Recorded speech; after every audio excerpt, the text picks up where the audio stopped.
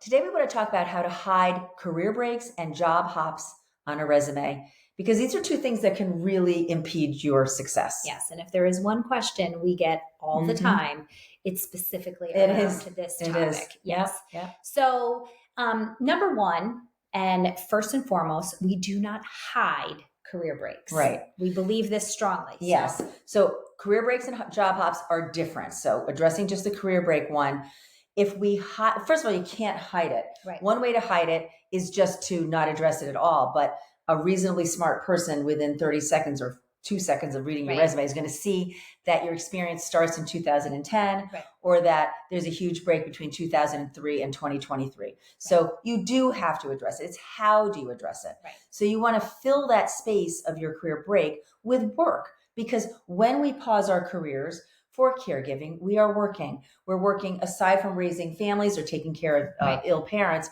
We are serving the community. Yeah. We are doing unpaid pro bono work. We might be taking on part-time jobs that just bring in a little extra income or benefits while we're doing these other things. We might be an advocate for a disabled child or a disabled parent. We might be a POA or an executor of an estate or an insurance negotiator. I mean, there's so many things that we do. So we're going to take credit for those things and claim them as the work that they are. Right. And it's so important that you see the value around that work yourself first, because what we see is that, I don't want to put that in there. That feels so little compared to what I did in my former career. That feels like I'm trying to fill this gap.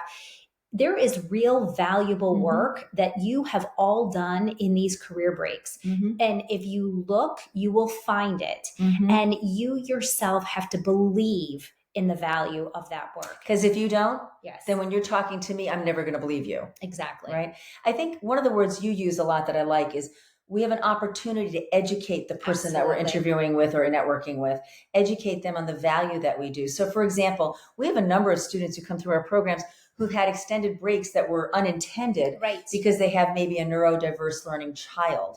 So that one mom, we can think of so many of them, is spending time working with a school system, maybe advocating at the state level to get resources available. So yes, she has helped her child, but in the process of doing so, she's helped all the children who follow who have that same either learning style or disability. So being able to claim those things confidently is educating me on the hiring manager, on the value of the work that you do. Right. And we have lots of other videos on our YouTube channel that talk about this gap filling idea that we're talking about in real length. So you might want to go and check one of those videos out. But like from a high level, think about how you're going to qualify it. So talking about the professional skills you use. So maybe some of the skills you had, let's say in your past life, you were a lawyer. So you're using those skills in advocating for a population that's underserved. Or let's say you were a marketing person. And one of the things that you did was put together a newsletter for parents of other neurodiverse learners within the school system, for example. Maybe you were a finance person and you took on a treasurer role at a nonprofit. These are the things. So you've managed your Airbnb. That's right. That you've done all of the bits and pieces. There's marketing in that. There's so many transferable skills. That's right. So really looking at it. And one of the things we have you do is just sit down with a note paper. Don't try to type this. Just write down all the things that you do and then start looking at how can I qualify these and talk about these in business terms. And then the second piece is to quantify it. And this can be a little harder because you may have been running a $50 million business in your old job and now it's, a $5,000 budget for the PTO, whatever it is. So, but just think about quantifying it in this way, like how many people did you lead? Doesn't matter if they were volunteers that were unpaid or paid employees. How much money did you raise? Or if the number maybe is too small for it to have a whole lot of cachet. Year over year. Right. Growing it year over year. How many stakeholders were impacted? How much did you grow the donor base? Those kinds of things, quantifying it in that way. And using that type of language that is very professional. Right. And it's something that can be viewed from a hiring manager's perspective as that is valuable. I see how this makes sense. I understand it. Again, using that idea of educating them. And you're going to present this information. So your career break is going to be presented in chronological order, the same way that you presented your paid work. Same thing. We're not drawing a difference because work is work, whether it's paid or unpaid. Now, job hops are a different story, right? Yes. Yeah.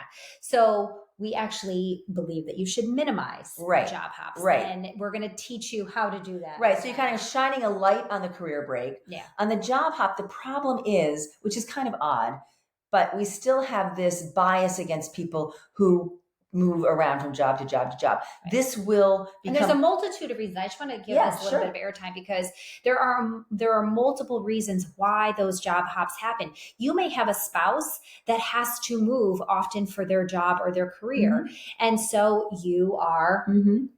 So you are with them, so you are making those moves. You may have a child who has had some significant needs. You may have family members that you've been caregiving for. There are a number of reasons why maybe you went down and took something that was more part-time. There are a number of reasons why these things happen. And in our military spouse population, I mean, they're typically moving at least once every 2 years. Yes. So what might appear as this person is an indiscriminate job hopper, or this person is someone who doesn't perform well and gets pushed out or fired, that bias presents itself. And what you want to do is minimize the opportunity. What's interesting, though, is that even though that bias still exists, right now, as Gen Z enters the workplace, their average tenure, and even for Gen Y, is like 19 months.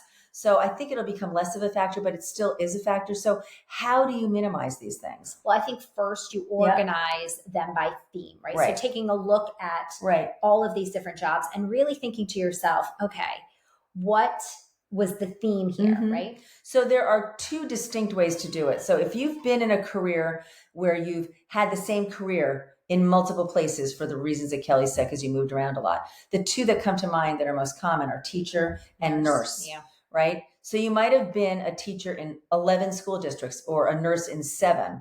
Instead of listing each one of them and the years, put K through 12 educator and all the years that you did that, or, emergency room nurse and all the years that you did that. And then underneath, put in select hospitals or select public school systems and then list a few of the states. Right. Not all of them, especially if there are 13 of them. And then again, from place to place, the job is going to be similar. Right. Just write all of it down. You're not going to write the 10 different times you were an ER nurse. You're going to talk about what you were doing. Were you doing triage? Were you a nurse manager? And in this case, the context or scale might be the size of the classroom or the size of the district or the traffic in the ER, whatever it is, talking about those skills and keeping it 4 to 8 bullets max, more bullets for more years, but don't just add bullets for space. Right. People generally know if they're hiring a teacher, what a teacher does or what a nurse does. Right. If, however, you're looking to pivot out of education or out of nursing, because sadly, two really necessary fields, but we see a lot of that, then you're focusing on maybe 1 or 2 bullets to talk about the basics, and then the other 2 to 4 bullets on those transferable skills, the program management, the curriculum design, the meeting facilitation, those kinds of things become a little bit more showcased because you're looking to make that pivot. Yeah. All right. Yeah. Again, we're still looking at focusing on accomplishments, not just what you did, but how you impacted people.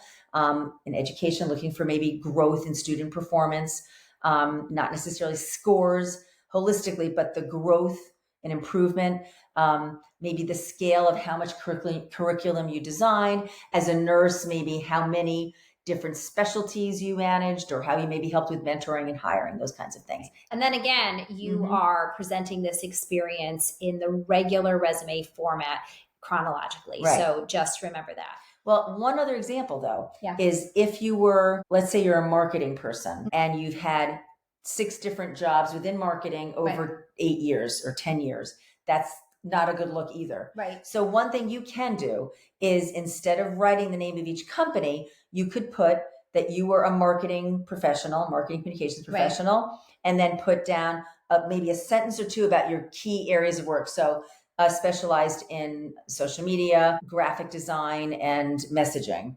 And then put select work includes. Right. So then I'm not lying. The reader is going to think that you did this as a consultant. Right. But you're not saying that you're a consultant. You're not saying you're doing project. You're saying select work includes. And then list. ABC company did blah, blah, blah. XYZ company did blah, blah, blah. Right. Because again, you can address this when you're in the interview. You can go into the interview and say, I organized it this way because it was going to appear that I'm a job hopper. But these were all actual full-time jobs where I performed really well. But unfortunately, my spouse is in the military or my spouse works in oil and we move every 2 years. So it's a poetic way to present your experience without calling out those red flags. Right. And so by approaching your career story this way, you're connecting the dots. Right. And you're making it easier for the reader to understand, oh, okay, this is the path and this is why this makes sense. Exactly. And the job is just to get you in the interview. Right. If you're feeling uncomfortable, especially about the second example I gave about doing that, just know that you're going to have plenty of time to explain that when you meet with the hiring manager or even the recruiter. For now, we're just trying to set this up so you're not kicked out right at the first step. Right. And they're not so focused on your pauses. That's right. Or your moves. Your geographical moves. Right. And they're more focused on your work, which is what you want to get across them. So there you have it, how to deal with job hots. And if you would like to learn more about us, you can visit us at www.preparetolaunchu.com. Thanks.